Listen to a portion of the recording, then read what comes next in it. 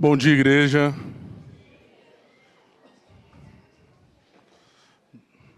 Nós iremos iniciar um novo livro, a exposição de um novo livro.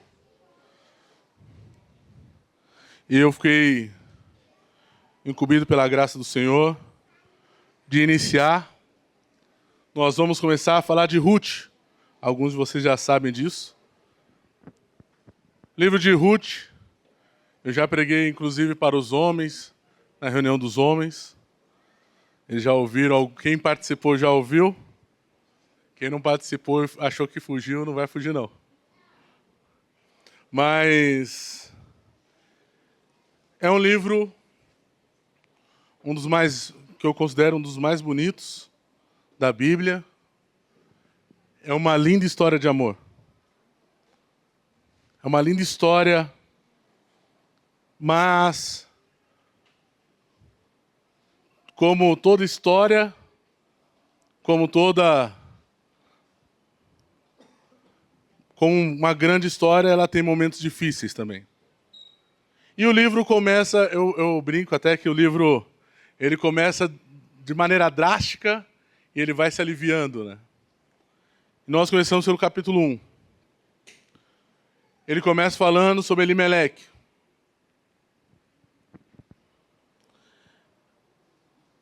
Nós temos momentos em nossas vidas que nós somos levados, como se diz no termo popular cristão, levados a... O nosso antigo eu quer tomar conta. Temos o anseio de sermos Deus na nossa própria vida. Levados a pensar que se eu desviar só um pouquinho, não tem tanto problema. Afinal, se nós fizermos como o Senhor ordenou, como Ele mandou em Sua palavra, como Ele decretou, não vai dar muito bom. Certo que se eu fizer do jeito que a palavra me manda, eu vou sair perdendo. Se eu fizer da maneira que a Bíblia diz, não vai dar certo, não tem como se resolver. Se eu fizer como a Bíblia diz, eu não tenho prazer. Eu não vou ser feliz. Mas nós veremos uma história que traz sérias consequências quando agimos fora da vontade do Senhor. Quando agimos como o Senhor nos orienta, quando nós não agimos como o Senhor nos orienta. Momentos em que nós agimos fora da vontade do Senhor e momentos também que somos omissos. Também não fazemos nada. Olha, eu não faço, mas eu também não faço nada. Agimos até com uma falsa piedade. E usamos o termo, eu estou orando. Estou orando para ver o que o Senhor me orienta. Não confiar no Senhor é pecado. Confiar em nossas forças é pecado. Confiar no nosso intelecto é pecado. Não fazer nada também é pecado. Como eu disse, o livro de Ruth é uma linda história de amor. Mas ela também é uma história de colheita. Antes de lermos Ruth capítulo 1, vamos orar? Pai Celestial, te agradecemos, pois temos a oportunidade de estarmos reunidos nessa manhã. Em Teu nome, para a Tua honra e para a Tua glória. Mova os nossos corações, transforme as nossas mentes, nos faça nova criatura se necessário.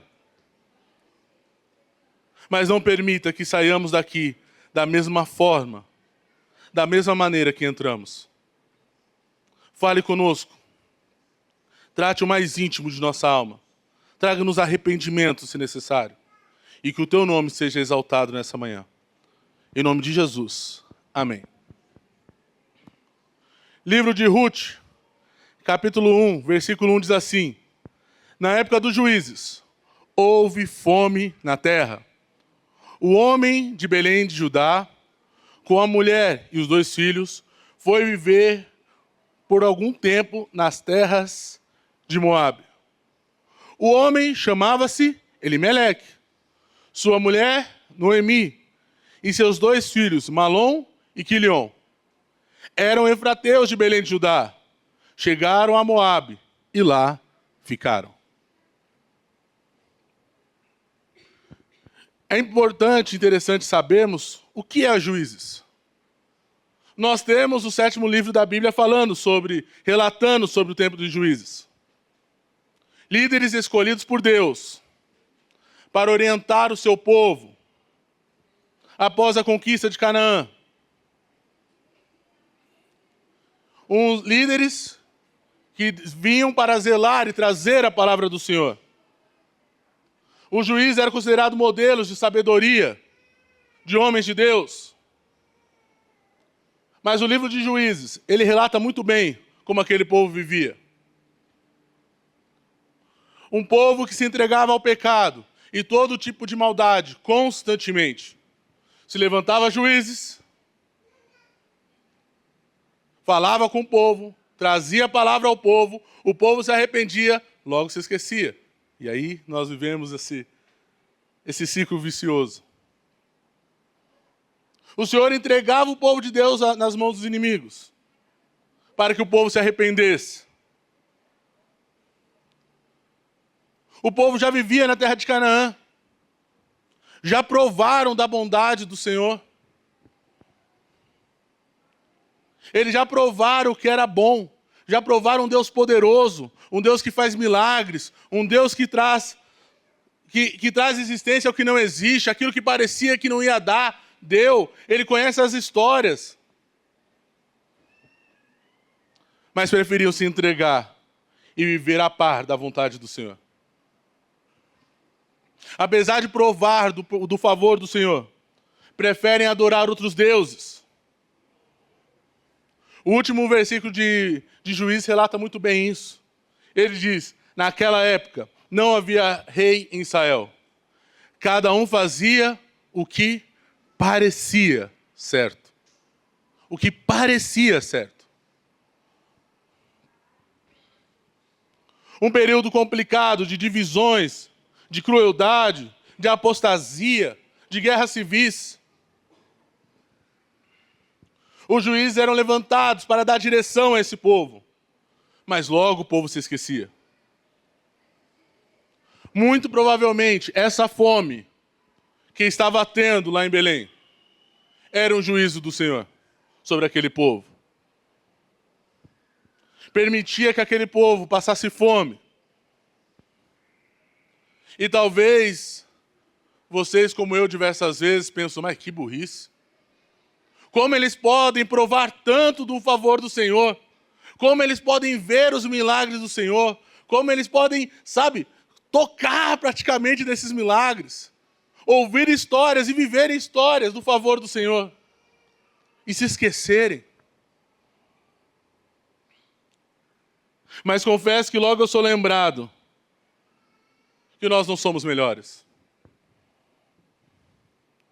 Já não vimos milagres o suficiente? Como falado mais cedo, quem esteve na IBD, agora a salvação por acaso é natural? É algo que parte de nós, se não já um grande milagre?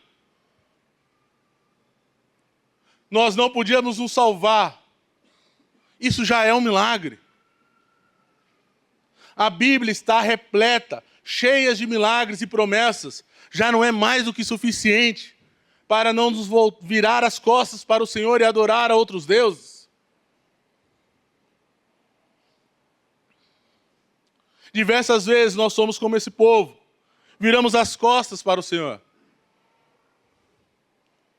Trocamos o Senhor pelos prazeres desse mundo. Por prazeres momentâneos. Por popularidade. Quantos têm vendido, têm virado as costas ao Senhor e à sua palavra por popularidade? Por like? Por dinheiro? Interessante falar que Belém significa a casa do pão. O nome Belém significa a casa do pão. E na casa do pão faltava pão. Na casa do pão não tinha mais pão. Muito provavelmente, ao ler mais à frente, dá-se a entender que eles eram uma família de grande posse. Que muito possivelmente eles ainda não estavam passando fome. Mas talvez tenha diminuído a sua vida social. A falta de pão, a diminuição do pão, leva eles ao desespero. A falta de pão faz eles esquecerem de tudo, de todas as promessas do Senhor, de todos os seus feitos, todas as suas promessas feitas aos patriarcas. Faz eles sair da bênção do Senhor. Você pergunta, mas como? Eles só mudaram de cidade. Eu vou explicar um pouco mais à frente. Mas eu quero começar te perguntando desde já. Qual é o pão que faz você tomar as rédeas da sua própria vida? Qual é o pão que, ao faltar, tem feito você agir da sua forma, da sua maneira e falar, Senhor, até aqui o Senhor me conduziu muito bem. Mas daqui para frente, se eu fizer como o Senhor quer, não vai dar certo. Deixa comigo, eu resolvo. Por vezes nós somos pegos dessa forma. Talvez estejamos como Elimeleque, no lugar que o Senhor mandou, e ainda assim está faltando. Olhamos ao nosso redor e tudo está desmoronando. A doença que aparece de repente, o desemprego que bate a porta, um gasto inesperado.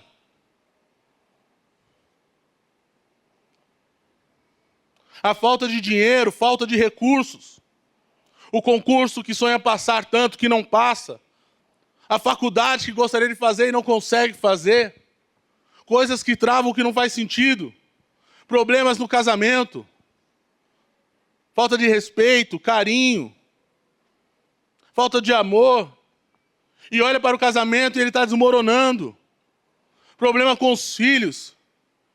E de repente eles se revoltam do nada. Era um amor de criança, do nada vira a cabeça. Tem atitudes que nós nunca imaginamos que teria. Uma apunhalada que levamos pelas costas de um amigo. Uma traição de alguém querido. E quando nos falta pão? Quais são as nossas atitudes? Qual é o pão que tem te desestabilizado? Que tem feito você se esquecer das promessas do Senhor? Que faz nos esquecer dessas promessas e faz a gente querer dar um jeitinho na nossa vida? Na falta do dinheiro, o que você tem feito para resolver? Clamado ao Senhor, confiado no Senhor, ou sai para roubar? À procura de dinheiro ilícito? Sonega imposto? Até no troco do mercadinho não devolve. Mente, engana. E por vezes, não é nem a falta do pão. É só o desejo de ter mais pão. É só a ganância. Logo abandona a igreja. Sai em busca de sucesso. Não mais separa o dia para o Senhor e trabalha de domingo a domingo. Some da igreja, some da comunhão dos irmãos.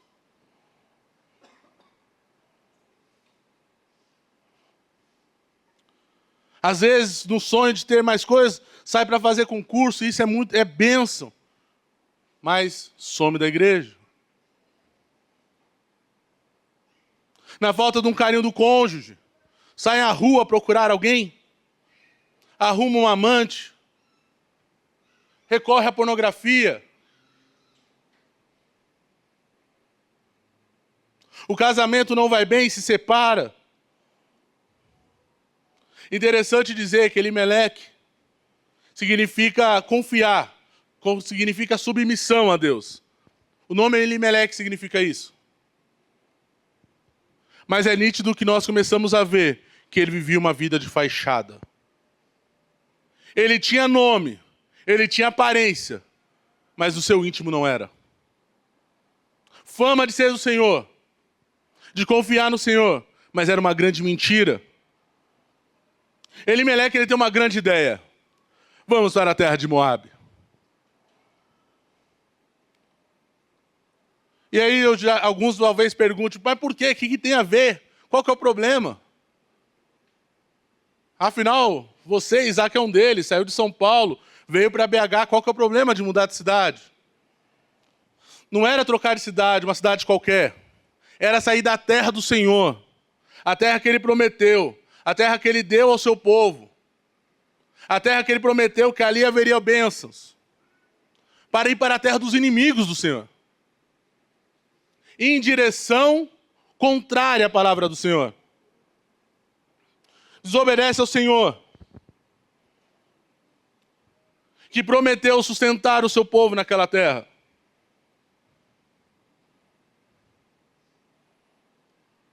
Falta de confiança no Senhor. Falta ele confiar nas promessas do Senhor. É abandonar a terra onde o Senhor é adorado. Afinal, naquele momento, o tabernáculo ficava em Canaã. Como eles iriam adorar o Senhor se eles não estavam lá? Como eles renderiam graças ao Senhor se eles estavam distante do local da adoração? Moabe não tinha tabernáculo. Como eles estariam no meio da comunhão dos irmãos, das festas, se eles já não estavam mais em Belém? Se eles já não estavam mais na terra do Senhor? Sair de Belém representava um afastamento do Senhor, da comunhão dos irmãos. E ele leva toda a sua família para longe da bênção do Senhor. Um local que era tão esperado, tão sonhado, um local de bênção, ele se esquece. Poderia talvez pedir ajuda a outras tribos. Apesar deles não estavam tendo um relacionamento muito bom, é melhor pedir para um irmão ajuda, que você não tem um relacionamento muito bom, do que a recorrer aos inimigos do Senhor. Os moabitas, eles eram inimigos do Senhor. Eles eram frutos de um relacionamento incesto de Ló com a sua filha. Em Deuteronômio 23, no versículo 6, ele fala sobre isso. Ele fala, olha só, não façam um tratado de amizade com eles, enquanto vocês viverem. Não façam um tratado de amizade enquanto vocês viverem. Temos uma ordem expressa para não ter amizade. Os moabitas tinham interesse em subjugar o povo de Deus. Tentaram com Balaão e fracassaram. Enviaram mulheres moabitas para seduzir, para misturar o povo. Após isso, o povo de Deus, ele cai e começa a viver todo tipo de imoralidade sexual. Participar de idolatrias. Eles governaram por 18 anos o povo de Deus. Mas Elimeleque tem uma grande ideia. É melhor estar na terra dos inimigos do Senhor.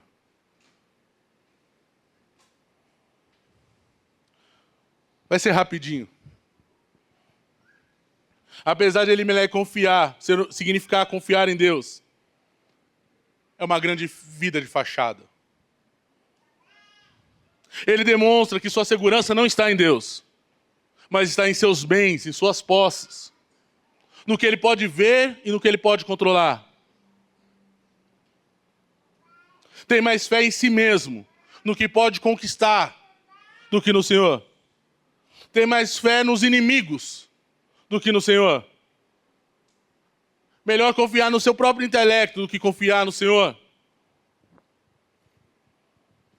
Melhor confiar no que achamos, no que entendemos, ao invés de confiar no Senhor. Afinal, o que está escrito na Bíblia é para aquele tempo, não é para os dias de hoje. A Bíblia está ultrapassada. Ela precisa ser reescrita. Agimos, por vezes, quando ouvimos isso, nos traz coceiras.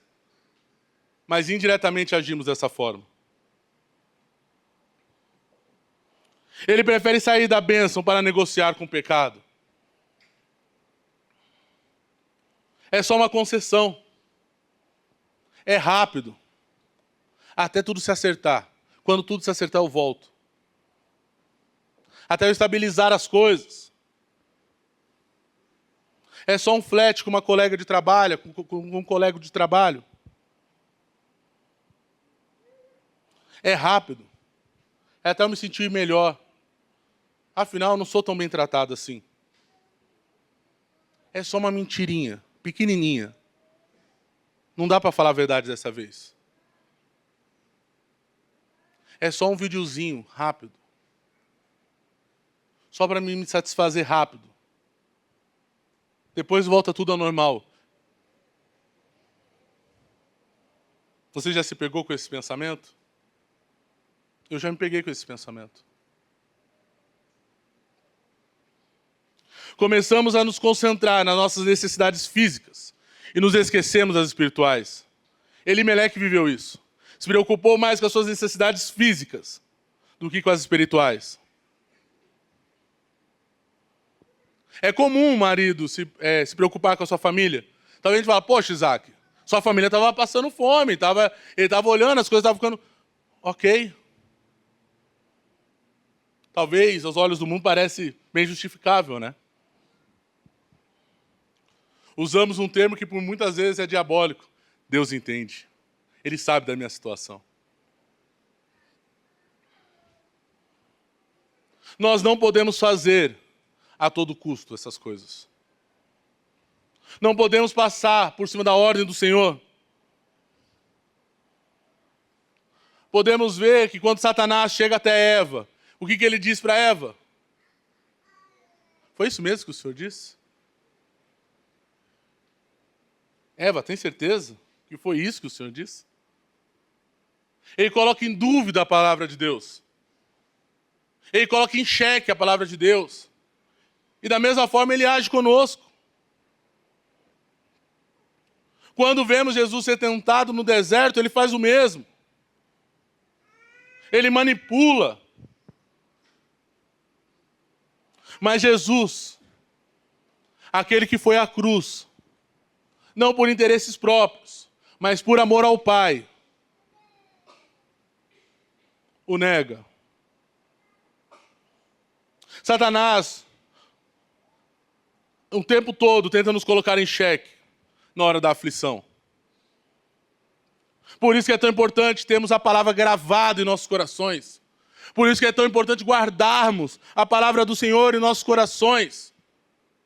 Para que no tempo da aflição possamos recorrer a ela e nos proteger nela, na confiança que o Senhor irá fazer. Ainda que nos falte. Se o Senhor falou, nós podemos nos assegurar, nos apegar a isso. Mas Elimeleque recorre aos inimigos do Senhor. Quantas vezes nós somos convidados a agradar o inimigo de nossa alma, ao invés de agradar ao Senhor? Pensamos muitas vezes que nós merecemos. Nós merecemos ser felizes.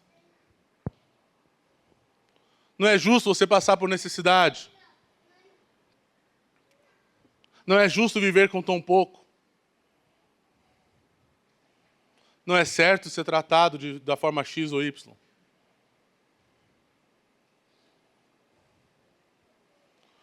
Viver um governo tão corrupto.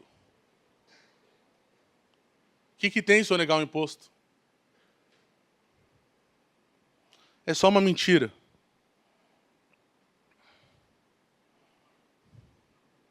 É interessante que Elimeleque, ele tira a sua confiança do Senhor e coloca nos seus inimigos. Por quantas vezes fizemos e vamos continuar a fazer isso. Confiamos mais do que nós achamos certo.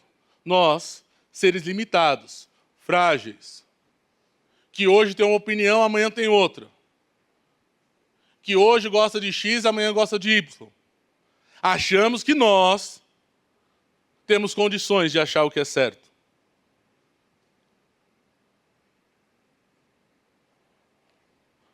A nossa orientação é melhor do que a do Senhor.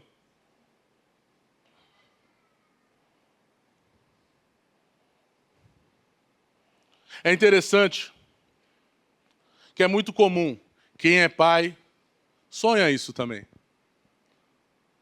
É muito comum você falar para o seu filho, olha só, estude muito e passe no concurso público. Estude muito e passe naquela faculdade, porque se você fizer para a faculdade X ou Y, o seu futuro está garantido. Por vezes usamos até essa palavra. Não, se você passar num concurso público, seu futuro está garantido.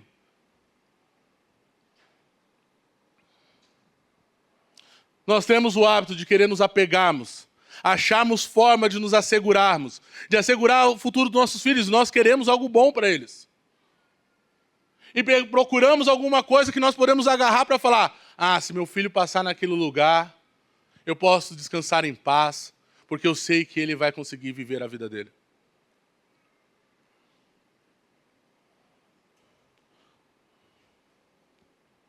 Muitas vezes, nos incentivamos muito mais, mas muito mais, do que ler a Bíblia e a oração. Às vezes nem lembramos que tem uma Bíblia e uma oração a eles, o que eles devem fazer. Entenda que eu não estou dizendo aqui que vocês não devem fazer faculdade. Não é essa a ideia. Muito pelo contrário, façam faculdade. O mundo precisa de bons profissionais cristãos. Eu não estou dizendo aqui não faça concurso. O que eu estou dizendo é, não está aí a sua segurança. A segurança do amanhã, a segurança do futuro está no Senhor. Está em estarmos no centro da vontade do Senhor.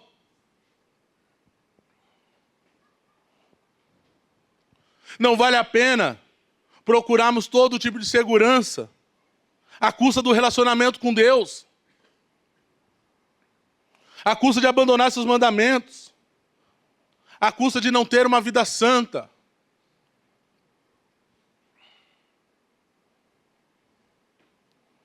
Achamos que se tivermos um concurso público, ou fizer a faculdade Y, ou tiver no emprego X, ganhando 20, 30, 40 mil, eu estou seguro lá, minha vida vai ser maravilhosa, não vai me faltar mais nada, eu estou firme, eu estou seguro. Nos esquecemos que a nossa segurança está nas mãos do Senhor. Eu repito, eu não estou dizendo que isso é ruim, eu não estou dizendo que você não deva estudar, que você não deva passar, mas o que eu estou dizendo não é aí que deve estar segura a sua confiança. Não é aí que deve estar firmado o seu alicerce.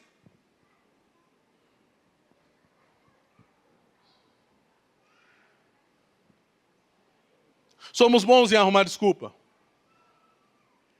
Talvez nós usaríamos a desculpa de, olha, o Senhor ordenou que devemos cuidar das nossas esposas, então eu vou lá.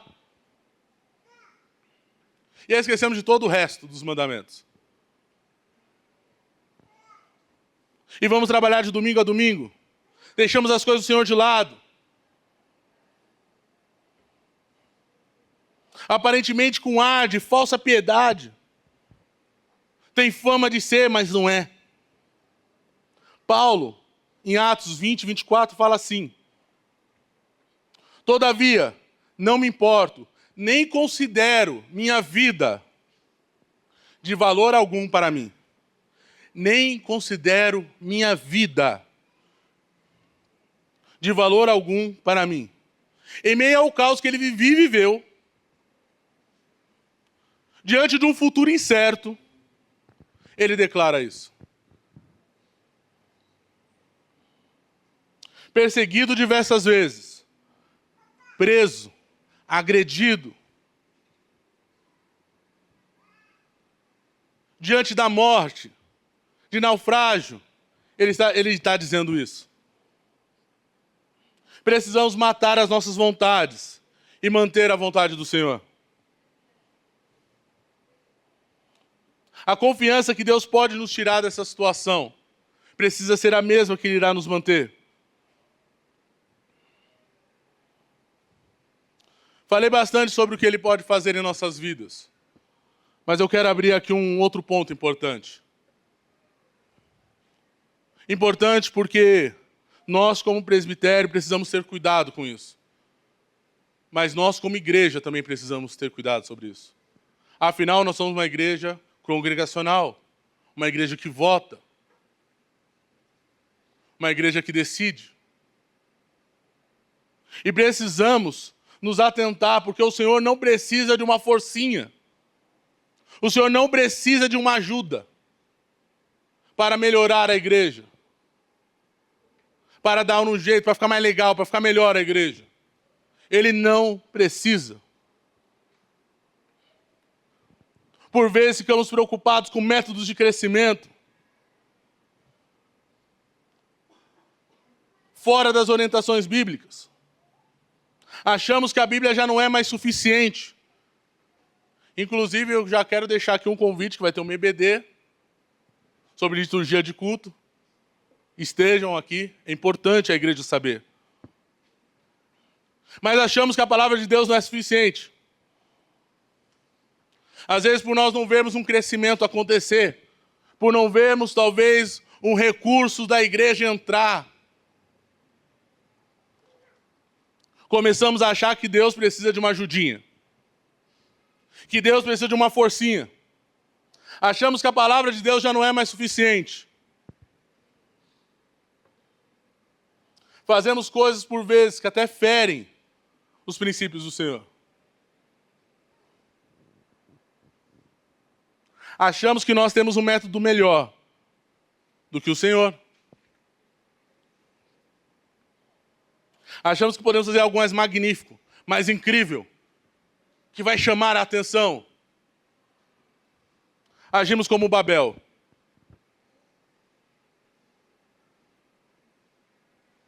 Quando Noé sai da arca, o Senhor dá uma ordem.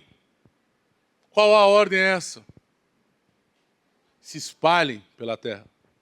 Multipliquem-se, se espalhem pela terra. O que acontece em Babel? Galera, é o seguinte, tive uma grande ideia, uma ideia sensacional. Vamos construir uma torre, vamos ficar todos juntos. Assim, nós juntos, vai ser mais seguro. Nós vamos estar mais seguros. E vamos construir uma torre tão grande, que se a terra for terminar em água novamente, nós não seremos mais engolidos. Se esquece de uma ordem e de uma promessa do Senhor. Que o Senhor falou que Ele não destruiria mais a terra com água.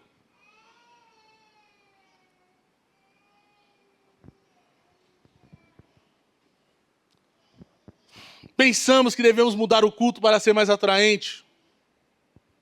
Pensamos em todas as formas humanas para atrair. E perdemos o real motivo pelo qual as pessoas devem ficar na igreja, que é a palavra do Senhor.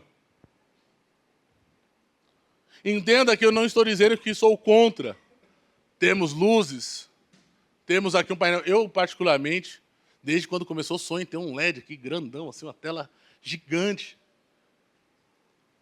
Eu sempre sonhei, eu sonho desde o primeiro momento. Fabrício é testemunha. Procuramos já, só que vimos que é muito caro, não dá. Muito caro. Eu não sou contra. O que eu quero dizer é, essas coisas não são o motivo pelo qual as pessoas devem se achegar à igreja, devem ficar na igreja. Não é pelo motivo que nós vamos colocar para que elas sejam atraídas ou que elas gostem, para que elas fiquem. Não, mas é porque achamos mais bonito, achamos legal, achamos que vai ficar bom. Mas não deve ser o motivo pelo qual a igreja ela precisa se mover, se direcionar. Vemos líderes e mais líderes de igreja se reunindo por diversas vezes para falar mais sobre como nós podemos deixar a igreja mais atraente do que como nós podemos deixá-la mais bíblica.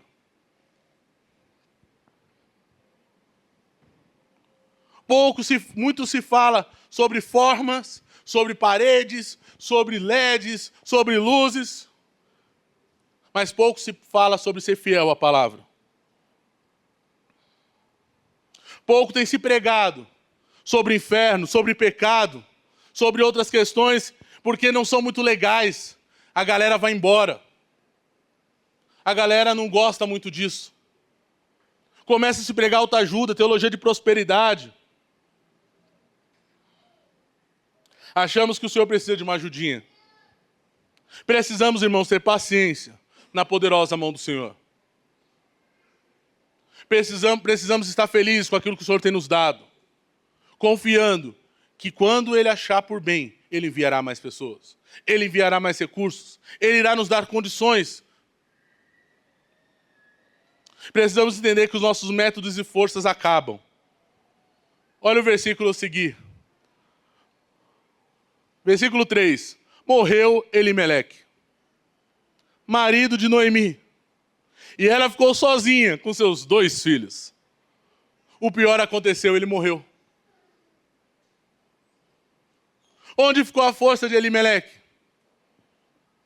O que aconteceu com todo o seu vigor, com toda a sua força, com toda a sua sabedoria? Acabou. Somos limitados. Em busca de querer resolver as coisas com a sua própria força, ele morre. E agora, quem vai resolver o problema da sua família? O problema de confiarmos nas nossas forças, meus irmãos, é que elas acabam. O problema de firmarmos a igreja em volta de uma personalidade é que um dia ela morre.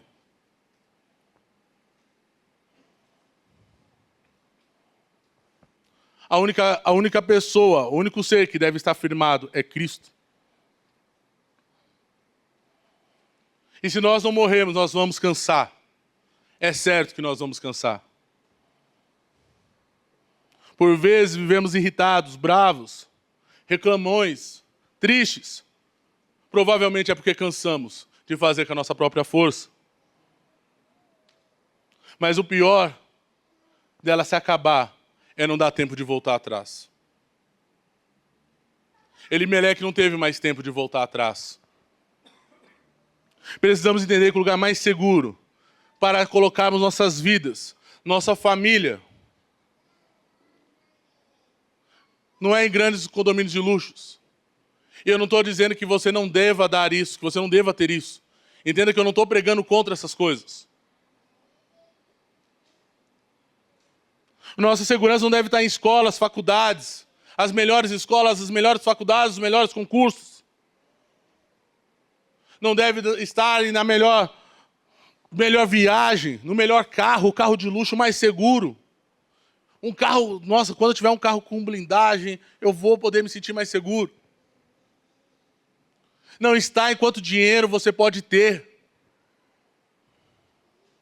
O lugar mais seguro para estarmos, para mantermos nossa família, é o centro da vontade do Senhor.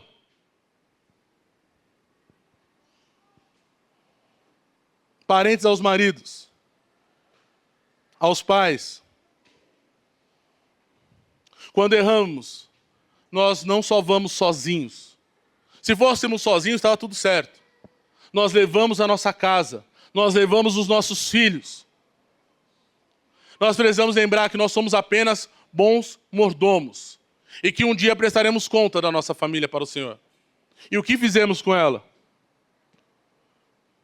E eu quero desde já te perguntar, como você tem administrado a sua casa?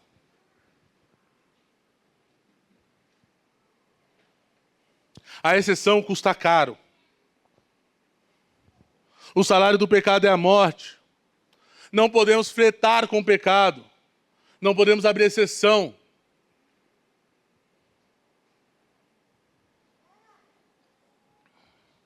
Nós precisamos estar em guerra. Não tem paz com o pecado. Não há trégua com o pecado. Versículo 4. Eles se casaram com mulheres moabitas. Uma chamava Orfa e a outra Ruth. Depois de terem morado lá por quase 10 anos. Uma exceção se tornou uma regra. Não só saiu, mas seus filhos se casaram com mulheres moabitas. Uma decisão errada gerou um grande desmoronamento. Um lamaçal de pecado. Talvez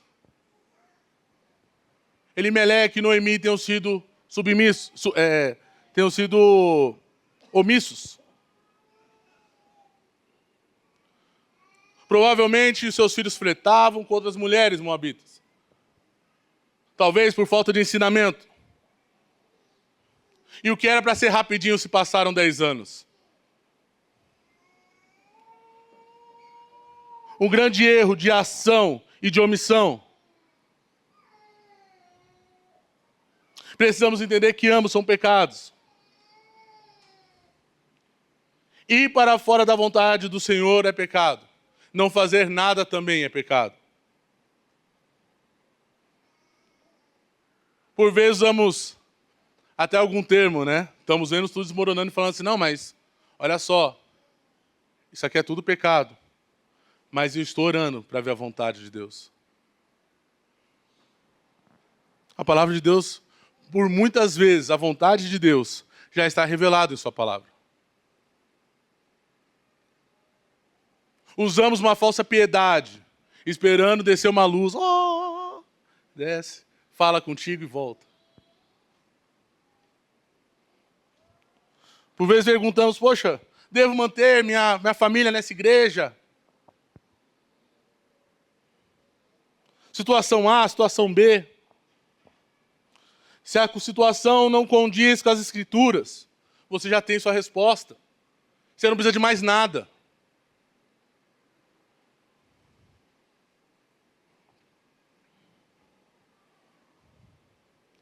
Nós precisamos confiar no Senhor. A desobediência de Elimeleque leva seus filhos a outra desobediência. Em Deuteronômio 7, versículo 3, fala assim: não se casem com pessoas de lá. Não dê suas filhas aos filhos delas. Nem tome as filhas delas para os seus filhos.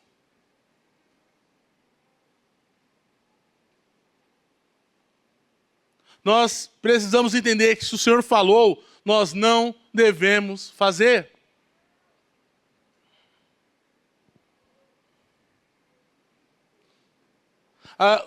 Nós precisamos entender que as mulheres moabitas seduziram o povo de Deus.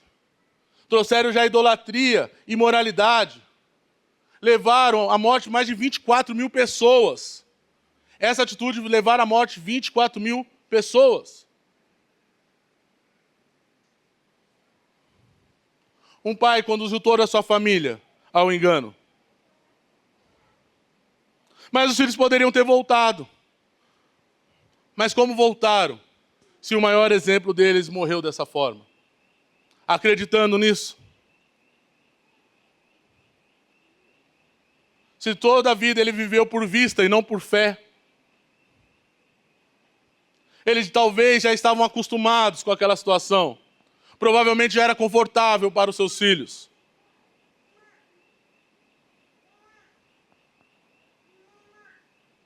Não negocie com o pecado. Corra, sentido contrário. Fuja da aparência do mal. Salve você, salve sua família. Clame ao Senhor, peça ajuda se necessário.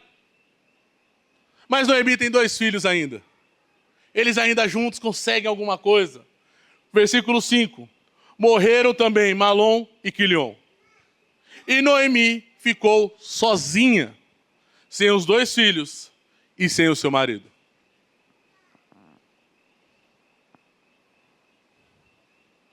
Precisamos lembrar que muito provavelmente a morte de Elimeleque, a morte de seus filhos, é um juízo do Senhor. pela desobediência à sua palavra. Muito tem se falado e muito tem se pregado sobre um Deus de amor. E de fato o nosso Deus é um Deus de amor. Creio que todos nós concordamos com isso e não temos dúvidas sobre isso. Mas devemos nos lembrar que o nosso Deus também é um Deus de ira. E se nós não somos consumidos, é porque sua paciência é longâmina. Nós precisamos saber que se nós não somos consumidos ainda, se nós hoje podemos falar que nós temos vida, é porque a ira do nosso Deus foi totalmente jogada sobre Cristo. E Cristo recebeu essa ira, que era nossa, que nós merecíamos. Ele não deixou de ser. Deus não volta atrás na sua palavra. Deus não muda. Deus é o mesmo ontem, hoje, amanhã e para sempre. O Deus do Antigo Testamento é o mesmo do Novo. Por vezes nós achamos que não. Não, são deuses, Ele mudou a personalidade. Ele é bipolar. Um certo momento ele falou, não, tá aí, não vou mais assim, vou assado.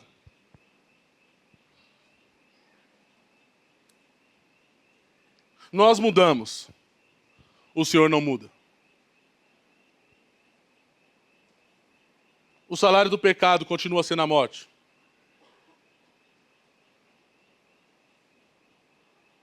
Nós não somos consumidos pela graça de Deus, por Ele ser longâmino ao se irar. Pela sua graça comum, esse mundo não foi destruído. Deus é amor, mas Ele é ira. Mais à frente nós vamos ver Noemi tendo uma chance de voltar a Israel, a casa do pão. Mas vemos que Elimeleque e seus filhos não têm a mesma oportunidade. Noemi agora sozinha, sem seus 2 filhos, sem seu marido e ainda com 2 noras. Imagine só uma viúva em uma terra que não é sua, longe dos seus familiares e seus amigos. Sozinha e com 2 noras. Em outra palavra, nada restou. Aquela segurança que eles buscaram com as suas próprias forças morreu. O conforto que eles procuraram acabou. Tudo que seus olhos poderiam ver de bom foram desmoronados. Elimeleque levou toda a sua família a uma ruína. Agora sua esposa estava numa situação muito pior de quando ela chegou. Nós não só perdemos as nossas forças, nós somos limitados. É tolice confiar em nosso intelecto. É tolice viver pelo que nós podemos ver. E ainda que seja uma correção do Senhor, é melhor estar aonde o Senhor mandou estar. Vemos Davi fazer isso. Existe um momento que Davi tem uma brilhante ideia. Vou contar ao povo. Fala, o que tem, Isaac? Era um ato de falta de confiança em Deus. E Davi sofre sérias consequências por conta disso. Gade fala para Davi o seguinte: o que você prefere? 3 anos de fome em sua terra? 3 meses fugindo dos seus adversários, que os perseguirão? Ou 3 dias de praga em sua terra? Olha só, Davi só contou as pessoas. Ele só fez um censo. Olha o que Davi responde: é grande a minha angústia. Minha angústia é enorme. Prefiro cair nas mãos do Senhor, pois grande é a sua misericórdia, e não nas mãos dos homens.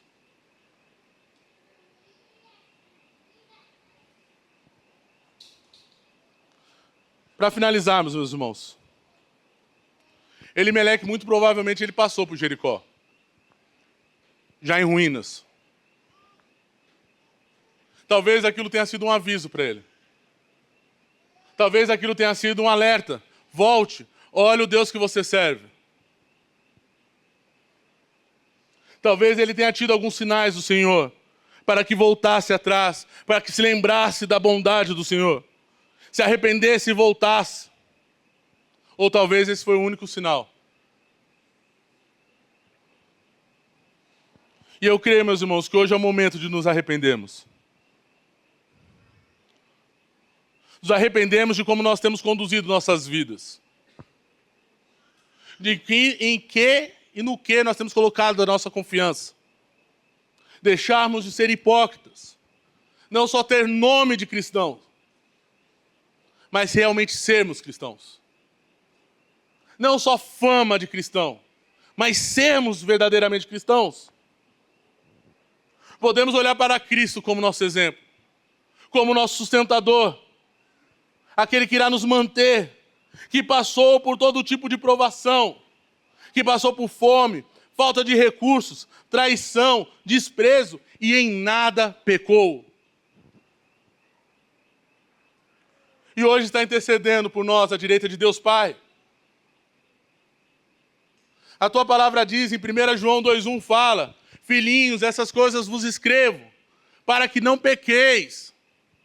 Se todavia alguém pecar, temos um advogado para com o Pai, Jesus Cristo, o justo. Volte. Volte. Não deixe o lugar da adoração. Não deixe a comunhão dos seus irmãos.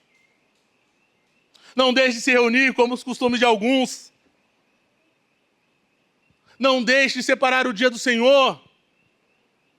Não abandone as missões. Não abandone os pobres. Não abandone as viúvas.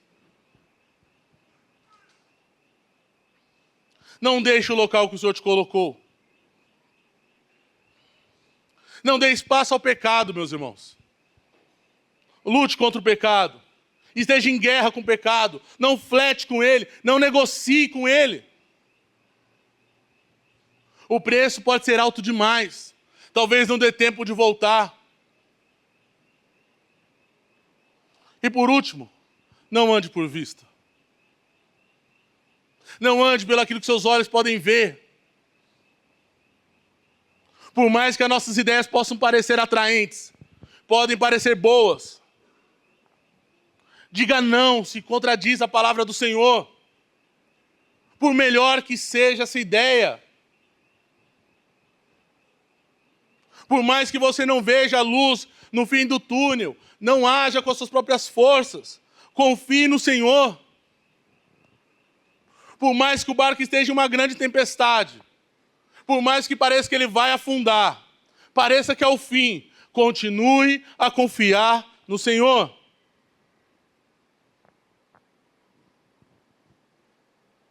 Talvez não te reste mais nada, como Noemi. É hora de voltar, meus irmãos. Nós vamos ver mais à frente como o Senhor é especialista de pegar numa situação caótica e transformar em bênção.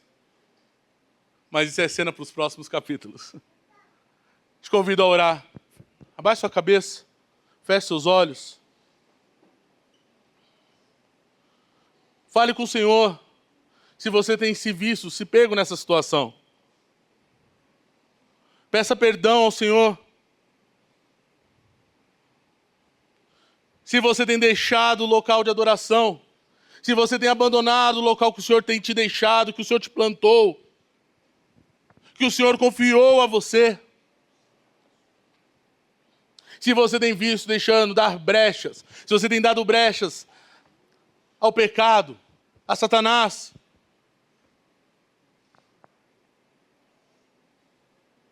Se você tem andado por vista, se você tem andado por aquilo que os seus olhos conseguem ver, tem faltado fé, tem faltado confiança no Senhor.